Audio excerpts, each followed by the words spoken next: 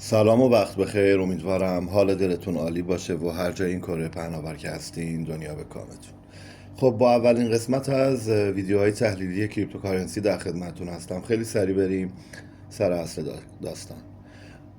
ما بیت کوین رو در تایم فریم 4 ساعته داریم. ببینید توی این سایکلی که ما داریم از بیت کوین میبینیم کفهای پایینتر مشهوده، سقفهای پایینتر هم مشهوده. زمانی که ما اومدیم 73,000 دلار رو تاچ کردیم، بعد از اون خیلی از کارشناسان و تحلیلگران بازار میگفتن خب ما داریم میریم به سمت 80 الی 85,000، ولی از اون محدوده ما ریجکت شدیم، مجدد اومدیم بالا روی محدوده 72,000. مجدد ما ریجکت شدیم، مجددا روی محدوده 72,000 و در نهایت هم در آخرین صعودی که داشتیم روی 70,000 دلار ریجکت شدیم. خب حالا جریان چیه؟ چرا این ریجکت اتفاق میفته؟ اول اینکه ما اون بالا فشار فروشمون به خاطر دیوارهای فروشیه که مقولن معامله‌گران سل‌های قوی گرفتند، نقدینگی وجود داره، تصفیه حساب میشه، به همین دلیل خیلی از مواقع ما ریجکت میشیم از این محدوده. خب یکی دیگه از دلایل اصلاح و ریزش توی مارکت اینه که ما برای اینکه بخوایم صعودی بشیم میبایست یه خورده دورخیز کنیم، یه خورده به عقب برگردیم، نقدینگی رو جمع کنیم، قوای لازم رو جمع کنیم، سپس صعودی بشیم. برای همینه که ما گهگداری توی مارکت قطع بر یقین برمیگردیم به کانال های پایین تر. خب حالا ما اینجا بیت کوین رو داریم. ببینید دو تا محدوده زرد رنگی که اینجا میبینید نقدینگی هایی بودند که مارکت بهش برگشته، بیت کوین بهش برگشته و این نقدینگی ها رو جهت صعود جمع کرده.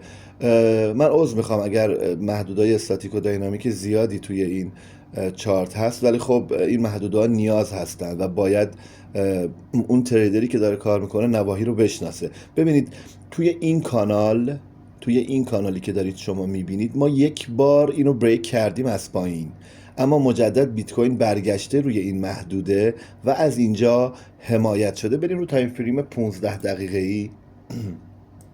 دقت داشته باشید امروز یک شنبه است و مارکت تعطیله، به خاطر همین هم هستش که شاید اونجور حجمی که بایستی نخوره. خب ببینید ما در حال حاضر بعد از اینی که اومدیم و نفوذ کردیم به محدوده 56,000 از اینجا لگای سودیمون شروع شد. در مارکت در چارت یکی از مهمترین عوامل مووینگ اوریج ها هستند، مخصوصا مووینگ اوریج 50 و مووینگ اوریج 200 که میبینید توی تصویر در تایم فریم 15 دقیقه الان دیگه کندلا بالای مووینگ اوریج قرار گرفتند. حالا بیت کوین برای صعود باید چیکار کنه؟ ببینید اولین اقدامی که بیت کوین باید انجام بده اینه که بالای این محدوده کندل کلوز بده، حداقل کندل 1 ساعته یا 4 ساعته بالای این محدوده کلوز داده بشه تا بتونیم به سمت 61,000 بریم که چند باری اگر دقت کنید اینجا ازش ما ریجکت شدیم. ببینید این محدوده اینجا حمایتی بوده برای بیت کوین، ولی زمانی که رسیدیم به این نقطه فلیپ شده محدوده و مقاومتی شده. در حال حاضر بیت کوین میبایستی این دوتا مقاومتی که پیش روی خودش داره، یعنی هم مقاومت 60,300 رو بالاش کندل کلوز بده، اینجاها یه خورده سوینگ یا گره معاملاتی به وجود بیاد، یه خورده تجدید قوا کنه و مجدد برای شکوندن 61,882 و بهتر از اون اگر بتونه بالای این محدوده، یعنی بالای محدوده 62,735 کندل کلوز بده، انشاءالله ما سعودی خواهیم شد و میتونیم برای کانال 65 تا 67,000 بریم. خب بریم سراغ پارامتر فوق العاده مهم دامیننس تتر.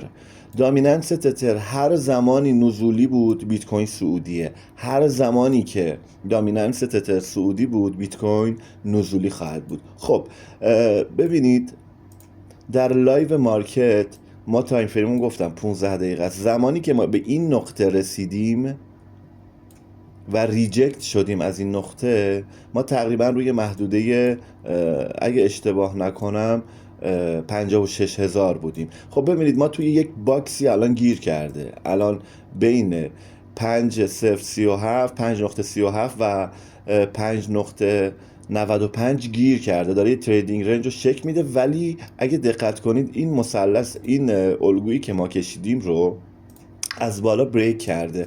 این یه خورده خوب نیست، یعنی پالس خوبی زیاد نمیده. وقتی ما از بالا داریم ریجکت میکنیم و داریم به سمت بالا میریم، خب یعنی که شاید مارکتمون احتمال داشته باشه بخواد به سمت اصلاح بیشتر بره. ولی دقت کنید از سقف این کانال که کشیده شده وقتی بریک کرده باز برگشته به داخل، یعنی هنوز هم امید به این هست که ما بتونیم کانال های پایینتر رو برای تتر ببینیم. یعنی اگر بتونه تتر 5.04 رو تاچ بکنه، ما قطعا بیت کوین 61,000 الی 62,000 دلاری رو خواهیم داشت. مادامی که بتونه این کانال ها رو بریک کنه و تا محدوده، یعنی کف این کانال محدوده 3.82 بیادش، انشاءالله ما بیت کوین رو روی 69 تا 70,000 دلار میتونیم ببینیم. بریم سراغ اتریوم.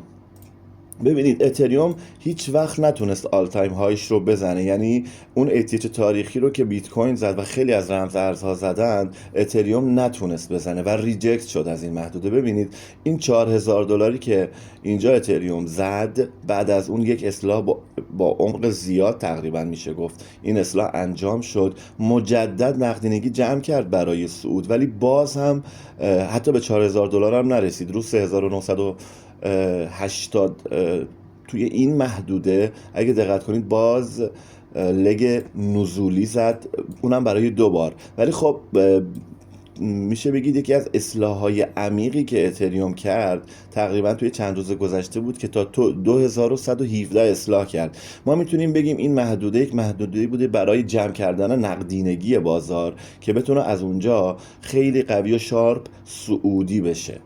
خب ببینید این دو محدوده اوردر بلاکی رو که اتریوم تونست بهشون نفوذ کنه و تاچشون بکنه، محدوده‌ای بود که برای اینی که بخواد بازار از حالت نزولی به حالت صعودی در بیاد این اتفاق افتاده. خب ما این الگو رو داشتیم اینجا، این الگو از پایین بریک شد. اگه دقت بکنید تمام مووینگ اوریجا، من میگم یه جاهای مووینگ اوریجا از خود کندلا مهمترن و واقعا هم اگر تریدر باشید و توی این مارکت کار کنید متوجه میشید که چقدر مووینگ اوریجا، مخصوصا مووینگ اوریج 200 چقدر مهمه. ببینید اینجا که بریک میکنه میاد توی این کانال قرار میگیره، دوباره این کانال رو از سقف بریک میکنه ولی مجدد برمیگرده روی این خط و حمایت میشه.